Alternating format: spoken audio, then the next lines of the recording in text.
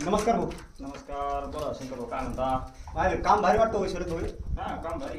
याला आपल्याला शिकायला किती दिवस लागतील? 6-7 महिने. 6-7 महिन्यात परफेक्ट. बात तो सही है दौड़ना तो पड़ता है. काय चालू आहे शिकाय? काय नाही चालू आहे काम. तू पण आहे का इथं काम शिकायला? हा तुला माहित नव्हतं का? किती दिवस झाले तुला इथं? मला काय 1-1.5 वर्ष झालं असं. 1.5 वर्ष? हा 1.5 वर्षात पूर्ण काम शिकलो तू? नाही 50% शिकलो. क्या बोला तूने?